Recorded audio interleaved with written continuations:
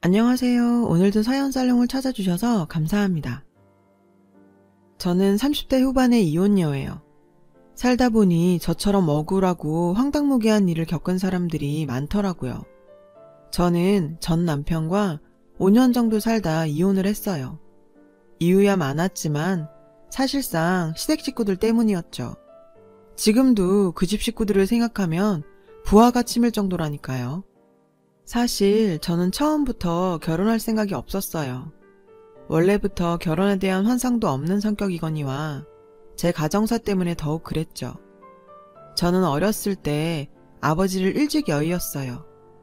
아버지는 오랫동안 아프셔서 병원 생활을 하셨고, 어머니는 아버지 병수발 때문에 집 팔고 세간 팔고 오랜 시간 고생하며 사셨어요. 아버지가 돌아가시고 나서도 집안에 빚이 많이 남아 어머니가 오랜 시간 여러 가지 일들을 동시에 하셨어야 했어요. 청소일이나 식당 설거지, 가끔은 파출부 일도 하셨고요. 일가 친척들도 저희 집을 도와주지 않았어요. 그래서 저희 모녀는 서로 의지하며 열심히 살아왔죠. 다행히 제가 일찍 철이 들어 학교 다닐 때 공부를 악착같이 했어요. 학교에서 기초수급자나 한부모 가정에 지원해주는 프로그램들을 부끄러워하지 않고 기꺼이 참가했어요. 지원도 여기저기 신청해서 받을 수 있는 건 다 받았고요. 이런 저를 기특하게 생각해주신 고마우신 학교 선생님들 덕에 저는 나쁜 길로 빠지지 않고 서울의 괜찮은 대학교에 장학금까지 받고 갈 수 있었어요. 저는 대학교에 입학하기도 전부터 과외 알바를 닥치는 대로 시작했어요. 저축도 시작했고 어머니의 생활비도 보태드렸죠. 그리고 첫 월급 받은 것도 어머니께 모두 드렸고요. 네가 고생해서 번 돈을 왜 엄마한테 줘? 사고 싶은 거 많을 텐데. 엄마, 내가 가장 하고 싶은 게 엄마한테 돈으로 효도하는 거였어. 그날 저희 모녀는 끌어안고 참 많이 울었어요. 대학을 졸업하고는 본격적으로 영어 입시 강사를 시작했어요. 강사가 제 적성에 잘 맞았거든요. 돈 버는 재미도 좋았고요. 제 벌이가 좀 나아지자 엄마는 몸이 안 좋아지셔서 일을 관두셨어요. 오랫동안 허드렛 일을 하시다 관절 이곳저곳이 많이 망가지셨거든요. 재활치료를 받으셔야 했죠. 몇 달 쉬시던 엄마는 어느 날 갑자기 공부를 하고 싶다시는 거예요. 간호조무사를 해보고 싶다고 하셔서 제가 학원비를 전액 지원해드렸죠. 현재는 작은 병원에서 간호조무사로 일하고 계시고요. 생활이 나아지니 엄마는 제 결혼 이야기를 꺼내기 시작하셨어요. 엄마도 가슴 한켠에 제가 집안 형편 때문에 결혼을 안 하는 거라고 걱정하셨었나 봐요. 엄마 돌아가시면 혼자 남을 제 걱정이 제일 크다고 하시더군요. 그런데 구색 맞춘다고 결혼하는 거 다 옛날 일이잖아요. 엄마는 좋은 사람 만나서 결혼하고 손주 안겨주는 게 효도라고 했지만 제 마음은 그렇지 않았어요. 결혼하면 남편 일, 시댁 일, 아이 일에 치여서 엄마한테 소홀해질 게 분명하잖아요. 가뜩이나 혼자이신데 하나 있는 딸인 저라도 모시고 살아야죠.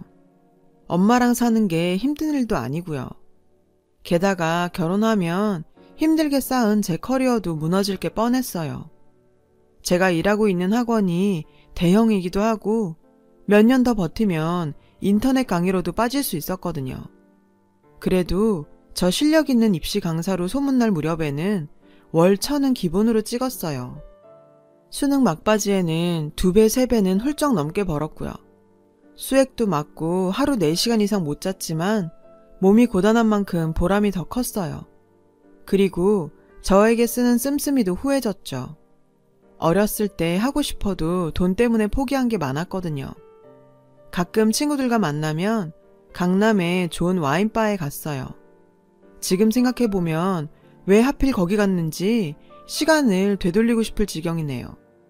그날은 제 친구 중 한 명의 생일이었어요. 신나게 떠들면서 노는데 어떤 남자가 저희 테이블에 오더라고요. 합석해도 되겠냐고. 당연히 저희는 매몰차게 거절했죠. 그런데 돌아갈 거라 생각했던 그 남자가 이번에는 정중히 사과를 하더라고요. 그쪽이 너무 마음에 들어서 제가 그냥 가면 평생 후회할 것 같아요. 얘기라도 나눌 수 없을까요? 그 남자가 마음에 들어한 건 저였어요. 전 좀 떨떠름했죠. 하지만 그날 분위기도 너무 좋았고 친구들도 한번 얘기라도 해보라고 극성이었어요. 결국 저는 그 남자에게 번호를 줬고 연인으로 발전하게 되었습니다. 자기 자랑은 아니지만 솔직히 저 어디 가서 빠지는 외모는 아니거든요. 실제로 학창시절에도 인기 많았고요. 지금도 어디 가면 항상 예쁘단 소리 듣는 편이에요. 그에 비해 제 남편은 솔직히 제 스타일 아니었어요. 남편은 좀 평범하고 촌스러운 스타일이거든요. 끌고 다니는 외제차나 입고 다니는 옷 보면 돈은 아주 많아 보였지만 전 솔직히 그냥 세련되고 몸 좋은 남자 좋아해요. 그런데 알고 보니 남편은 제가 다니는 대형 학원의 건물주에다 작은 사업체도 운영하는 사장이었어요. 학원 건물 말고도 서울 시내에 건물이 몇 개 더 있다고 하고요. 남편의 조건도 꽤나 괜찮았고 성격도 저와 잘 맞았어요. 그런데 남편과 제가 1년 남짓 연애를 했을 때였죠. 어느 날 남편이 결혼 얘기를 꺼내더군요. 아영아, 내 나이도 있는데 슬슬 결혼 생각해야 하지 않을까? 내가 연애 시작할 때부터 말했잖아. 오빠는 내 상황 잘 알면서. 솔직히 저도 고민 많이 했어요. 30대에 괜찮은 신랑감 찾기 힘들잖아요. 여태 결혼 안 한 제 친구들만 봐도 맨날 선보러 다니는데 눈에 차는 사람 없다더라고요. 키가 작거나 대머리거나 둘 중 하나만 해도 괜찮은 신랑감이라나 뭐라나. 혀를 내둘렀죠. 외모가 좀 괜찮다 싶으면 직업이 별로거나 이혼남이라 하더라고요. 겉도 아니면 성격이 아주 이상했죠. 제가 프로포즈를 거절하자 남편은 자기 집 얘기를 했어요. 남편의 말에 따르면 그의 집안은 부동산 갑부였대요. 제가 아는 건물 말고도 서울 시내에 큰 건물이 대여섯 채 정도 되고 월세만 해도 자식의 자식까지 일 안 하고 먹고 살 정도였죠. 남편은 저는 물론이고 저희 엄마까지 평생 금전적으로 풍족하게 살게 해주겠다며 저를 끈덕지게 설득했어요. 저에게 물질적으로 심적으로 구애도 열렬히 했고요.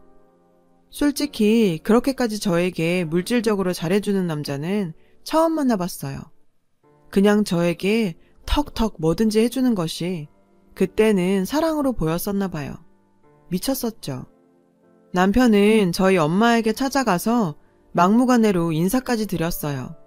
저 데려가서 평생 호강시켜 주겠다면서요. 엄마는 저희 남편을 너무 좋아하시면서 우시기까지 했어요. 그런데 그때까지도 제 걱정은 끝나지 않았어요. 바로 남편의 식구들 때문이었죠. 웬만한 집의 사람들은 아닐 텐데 절 마음에 들어할 것 같지 않았어요. 저는 해도 그만 안 해도 그만인 결혼이었지만 시댁에서는 절 돈을 보고 남편한테 달려드는 된장녀라고 생각할까봐 걱정부터 앞섰죠.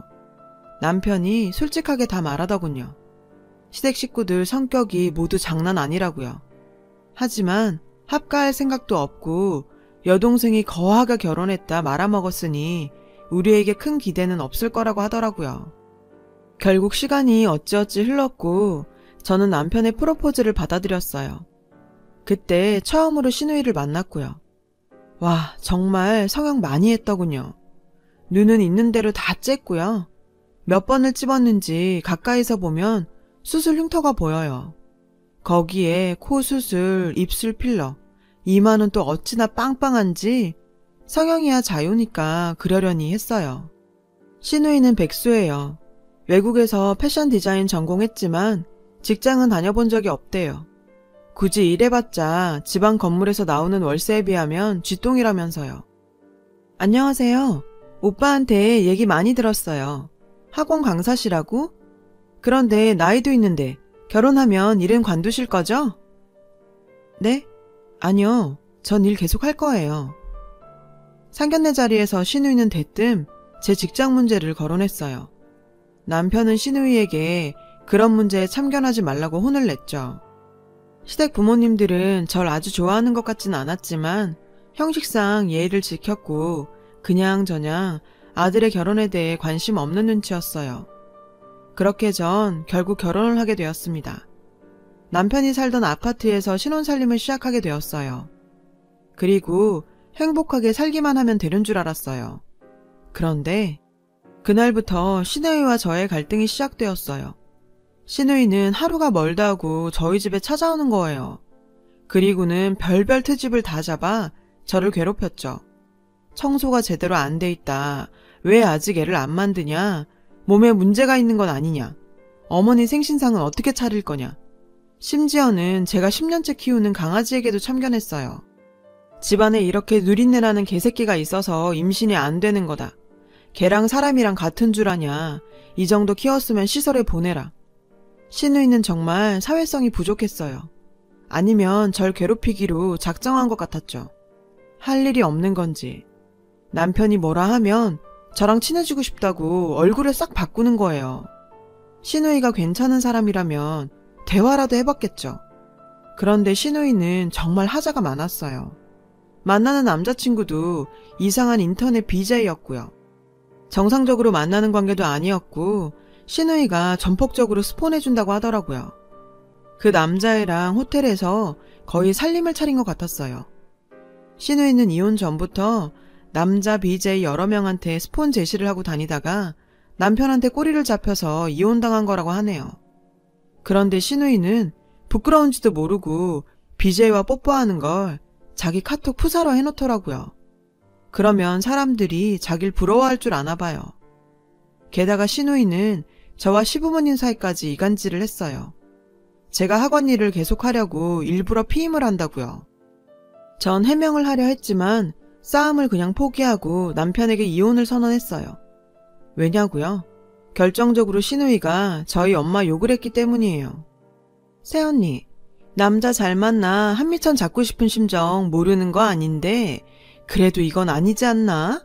아무것도 없이 몸뚱이 하나 딸랑 들고 들어왔으면 적어도 손주 하나 시부모님께 안겨드려야지. 그래놓곤 학원 일을 계속하겠다고? 제 할도리는 안 하고 언제까지 자기 욕심만 채울 셈이야? 하긴 팥줄부하는 천한 애미 밑에서 뭘 보고 배웠겠어? 이래서 집안에 사람들일 땐 그 부모 자리를 봐야 한다니까? 시누이의 말에 전 더 이상 참을 수가 없었어요. 그래서 시부모님이 계신 자리임에도 시누이의 뺨을 철썩 치고 말았죠. 물론 제가 잘했다는 건 아니지만 그래도 지금껏 열심히 살아온 우리 엄마를 적어도 저런 여자한테 욕보이고 싶진 않았어요. 시부모님도 그런 마음을 조금은 알아주실 거라고 생각했고요. 그런데 너 지금 어른들 앞에서 뭐 하는 짓이니? 니네 친정에선 시부모님 앞에서 이러라고 가르치디? 시어머니는 시누이의 막말은 전혀 문제 삼지 않은 채 제 행동만 탓하시더군요. 초록은 동색이라고 자신의 딸이 막대 먹은 언행을 말리기는커녕 그게 왜 틀린 말이냐고 우기시면서요. 그제야 알았어요. 이 집 사람들과 전 어울려 살 수 없다는 걸요. 결국 남편도 시댁과 저 사이를 조율하는 데 지친 나머지 합의 이혼을 조용히 진행했어요. 그리고 저는 남편에게 살던 아파트와 땅을 좀 받았죠. 더 바라지도 않았고요. 시누이가 개거품을 물더군요. 애도 안 낳고 도망간 여자한테 왜 오빠가 아파트씩이나 해주는 건데? 분통 터져 죽겠네. 남편과 이혼 후 저는 제 생활로 돌아왔어요. 전보다 더 열심히 일했고 앞으로 다시 남자를 만나지 않겠다 맹세까지 했어요. 그런데 그 맹세는 오래가지 못했어요. 저에게 끈질기게 구애한 한 남자 때문에요. 남자는 저희 학원 근처에서 카페를 하는 젊은 사장님이었어요. 저보다 10살이나 어렸고요. 제가 카페에 들렀을 때 마음에 든다고 샌드위치며 쿠키며 만들어서 학원에 자주 보냈죠. 제 동료 강사들 목까지도요. 절대 밥 굶지 말라고 정성스레 손편지까지 써서요. 이렇게 정성 들여 저를 대하는 남자는 처음 봤어요. 인상도 서글서글하니 너무 좋았고 평소에도 친절하다고 생각했거든요. 결국 전 이혼한 지 1년이 넘었을 무렵 어린 카페 사장과 연애를 하게 되었어요. 첫 만남에 전 제 사정을 전부 얘기했어요. 이혼이며 이혼 사유며 가정 환경까지. 전 아영 씨가 과거에 어떤 일을 겪었든 아무 상관없어요. 현재가 중요한 거잖아요. 제가 그 남자만큼 돈은 많지 않지만 아영 씨 마음 행복하게 해줄 자신은 있어요. 그렇게 진짜 저의 행복한 인생이 시작되는 듯 했습니다. 남자친구는 원래 모델 일을 했었대요. 그런데 노후가 걱정돼서 적금이랑 대출을 받아서 학원가에 카페를 차린 거였죠. 아침 7시부터 밤 10시까지 아르바이트생이 있어도 자리를 비우지 않는 성실한 사장님이었어요. 전 남자친구의 가게에 자주 놀러 갔죠. 생각해보면 그때 우리는 정말 행복했어요. 그런데 정말 우연히도 남자친구의 가방 안을 보게 되었어요. 핸드폰 진동이 계속 울렸는데 남자친구는 화장실에 갔고 주위엔 사람들이 없었거든요. 결국 전 남자친구의 가방을 열어보게 되었죠. 그런데 거기에 핸드폰이 한 대 있지 뭐예요. 절대 남자친구의 핸드폰은 아니었어요. 전 이상한 직감에 그 핸드폰을 열어봤죠. 번호 저장이 안 돼 있더군요. 그런데 뭔가 번호가 눈에 익었어요. 그때 남자친구가 자리로 왔고 전 그에게 전화가 왔었다고 말했죠. 근데 남자친구가 예민하게 굴더군요. 지금 뭐 하는 거야? 왜 나한테 말도 없이 남의 가방을 뒤져? 아니 그게 아니고 계속 폰이 울리는데 안 오니까 그랬지. 근데 핸드폰이 왜 2대야? 남자친구가 저에게 화를 낸 건 그때가 처음이었어요. 남자친구는 자기 핸드폰이 아니라고 하더군요. 아는 형 휴대폰인데 놔두고 가서 잠시 들고 있는 거라고요. 어쨌든 남의 가방을 열어본 건 제 잘못이었기 때문에 남자친구에게 사과했어요. 그런데 남자친구의 반응도 수상하고 느낌도 안 좋았어요. 흔히 말하는 촉이란 거 있잖아요. 그 번호가 너무 익숙했거든요. 하지만 전 남자친구에게 더 캐묻지 않았어요. 저희가 결혼할 사이도 아니고 저도 이혼까지 한 마당에 누군가의 사생활에 깊이 개입하고 싶진 않았거든요. 그런데 갑자기 불현듯 그 번호가 머릿속에 떠오르더라고요. 저는 당장 낮에 봤던 그 번호를 제 핸드폰에 입력해 찾아봤어요. 아니나 다를까? 저는 그 자리에서 주저앉고 말았어요. 그 번호의 주인은 바로 이혼한 남편의 여동생, 바로 제 악독하고 못된 시누이였거든요. 순간 모든 것이 의심스러웠어요. 어리고 잘생긴 연하남이 뭐가 아쉬워서 내게 만나자고 했을까? 왜 과거에 대해 먼저 묻지 않았을까? 다음날 남자친구의 카페가 오픈하는 아침 7시에 찾아갔어요. 그리고 그곳에서 남자친구와 이야기를 하고 있는 시누이를 발견했죠. 전 너무 놀라 뒷걸음질 쳤고 그 자리에서 도망을 쳤어요. 그리고 그날부터 남자친구의 번호를 차단했고요. 시누이와 남자친구의 관계도 궁금하지 않았고 학원도 휴가를 냈어요. 엄마가 물어도 아무 말 않고 몇 날 며칠 집에만 있었어요. 그런데 남자친구가 어떻게 알아냈는지 저희 집에 찾아온 거예요. 다짜고짜 무릎을 꿇더군요. 남자친구 얼굴은 반쪽이 되어 있었어요. 자기야, 내가 잘못했어. 사실대로 다 말할게. 제발 나 한 번만 용서해주면 안 될까? 이거 다 그 여자가 꾸민 짓이야. 전 듣고 싶지 않았어요. 그러나 남자친구가 제 가랑이를 잡고 애원하더군요. 그래서 드러나 보자 했습니다. 이제 끝날 사이니까요. 사실 카페 운영은 괜찮았는데 갑자기 건물주가 보증금을 올리던지 나가던지 하라고 하는 거야. 그때 본 그 여자가 건물주야. 남자친구의 말은 시누이가 보증금은 그대로 둘 테니 저와 만나라고 종용했다는 겁니다. 이유가 뭐냐고 물었더니 어이가 없더군요. 당신이 위자료로 받은 시골 땅이 재개발돼서 올랐대. 그게 분통이 터진다고 무슨 수를 써서라도 뺏고 싶다고. 헛웃음이 나오더군요. 소설도 아니고 이게 무슨 일이랍니까? 겨우 위자료로 받은 땅을 뺏으려고 사람을 겁박하고 사주를 한답니까? 전 부동산 중개소를 하는 친구에게 연락해 제가 가진 땅의 가치를 감정해달라고 했어요. 그러자 친구도 좀 많이 놀라더군요. 짜투리 땅이라고 생각했던 그 땅이 완전 노른자라 주변 건설사에서 사라고 안달이 났다는 거예요. 딱 아파트 짓기 좋은 부지라고요. 부르는 게 값이라고 돈방석에 앉았다고요. 그래도 어이가 없었죠. 그 돈 많은 시누이가 겨우 제가 가진 위자료에 그렇게 호들갑을 떨다니요. 이건 돈 때문이 아니라 순전히 절 괴롭히고 싶어 안달난 것 같았어요. 그 자리에서 바로 시댁으로 찾아갔습니다. 전 남편에게 전화를 걸어 시댁에서 보자고 했어요. 남편은 무슨 일인지 아예 모르는 것 같았어요. 시댁에서 저는 시누이와 시부모, 그리고 전 남편을 만났어요. 그리고 지금껏 시누이가 제게 벌인 미친 짓을 얘기했어요. 시부모도 어이가 없어 하더군요. 그래도 상식은 있는 사람들이었죠. 애도 안 낳고 도망간 년한테 그 큰 땅을 주다니. 엄마 아빠도 진짜 정신 차려야 한다고요. 나라도 지금 우리 집 재산 지키려고 하는 거 아니에요. 전 그때까지 참고 있던 이야기를 꺼냈어요. 남편은 체념한 것 같더군요. 남편도 이미 알고 있는 얘기거든요. 그건 바로 남편의 불임사실이었어요.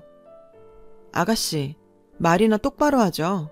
저한테 문제가 있어서 애 안 생긴 거 아니에요. 당신 오빠 몸에 문제가 있을 거란 생각은 안 해봐요? 시부모도 당황했죠. 사실 전 결혼하자마자 임신을 위해 남편과 산부인과에 찾아갔었거든요. 그리고 남편의 정자에 문제가 있다는 걸 알게 됐고요. 그는 씨 없는 수박이었어요. 하지만 남편은 시모가 충격받을지도 모른다며 숨겨달라 애원했었죠. 그리고 전 그 사실을 숨기고 속상한 결혼 생활을 해야 했고요. 시모가 뒤로 넘어가더라고요. 시누이가 저한테 사기꾼이라며 제 머리채를 잡으려고 달려들었어요. 그때 짝 하는 소리가 들렸죠. 눈을 떠보니 남편이 시누이 뺨을 때렸더군요. 그만 좀 해. 내가 이혼한 것도 다 너 때문이란 걸 왜 몰라. 제발 정신 좀 차리라고. 오빠가 감히 날 때려? 시누이는 남편에게 맞은 것이 처음인지 어안이 벙벙해서 코를 만지며 거울을 보더군요. 혹시나 코에 실리콘이 잘못됐을까봐요. 전 도망치듯 그 집을 나왔어요. 남편이 절 쫓아오더군요. 신발도 신지 않은 채로요. 제게 미안하다고 사죄하면서 다시 시작해보면 안 되겠냐고. 남편도 좀 불쌍했어요. 하지만 뒤도 돌아보지 않고 택시를 탔습니다. 그리고 한참 동안 전 남편에게 재결합 권유를 받았어요. 전 일절 거절했죠. 심신이 너무 지쳐 도저히 아무런 생각을 못 하겠더라고요. 그때 남자친구가 집으로 찾아왔어요.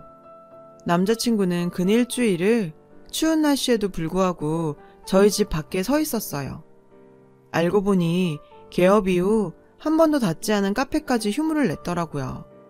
남자친구를 돌려보내기 위해 나가니 대뜸 또 눈물을 흘리더라고요. 자기가 잠깐 카페를 잃을까봐 미쳤었다고요. 처음엔 그냥 호기심에 접근했는데 이제는 절 너무 좋아하게 됐답니다. 그날 시누이를 만난 것도 이 모든 걸 거절하기 위해서였다고 하네요. 남자친구는 시누이의 제안을 거절한 이후 받은 문자들을 보여줬어요. 정말 악독한 인간이더군요. 온갖 추잡스러운 10원짜리 욕에 협박성 문자가 수백 통이었죠. 저 때문에 이 사람까지 시누이랑 얽혔다는 사실에 미안한 마음까지 들 정도였어요. 한숨만 나왔죠. 결국 저는 이 사람의 손을 들어줬어요. 비록 시누이로 인해 얽힌 인연이지만 놓치고 싶지 않았거든요. 그리고 그 사람은 지금까지 저와 예쁜 사랑을 하고 있어요. 나중에 들어보니 시누이가 제게 그런 짓을 한 데에는 정말 어이없는 이유가 있었어요. 바로 쓸데없는 질투 때문이었죠. 제가 성형을 하나도 하지 않아서였어요. 시누이가 제 사진을 보면서 자기 얼굴이랑 수시로 비교를 했나 봐요. 희한한 게 제가 연예인 정도의 외모도 아닌데 말이에요. 쓸데없는 질투는 사람을 참 추하게 만드는 것 같아요. 어쨌든 전 그 이후로 한 번도 시누이나 남편을 만난 적이 없어요. 시누이가 인터넷 BJ랑 결혼하려고 준비까지 다 했다가 사기당했다고 하네요. 그 덕에 시부모가 시누이 앞으로 준 건물도 날아갈 처지고요. 전 여태껏 권선징악이라는 말을 믿은 적이 없는데 시누이를 보니 틀린 말은 아니지 싶어요. 저도 이번 일을 반면교사 삼아 쓸데없는 것들에 눈이 멀어서 나와 타인의 인생을 망치는 일이 없도록 정신 바짝 차리고 살아보려 합니다. 지금까지 긴 제 사연 들어주신 분들께 감사드려요. 행복하세요. 여러분, 사연 댓글에 응원과 현명한 조언 부탁드려요. 좋아요와 구독은 저에게 큰 힘이 됩니다. 오늘도 좋은 일 가득하세요.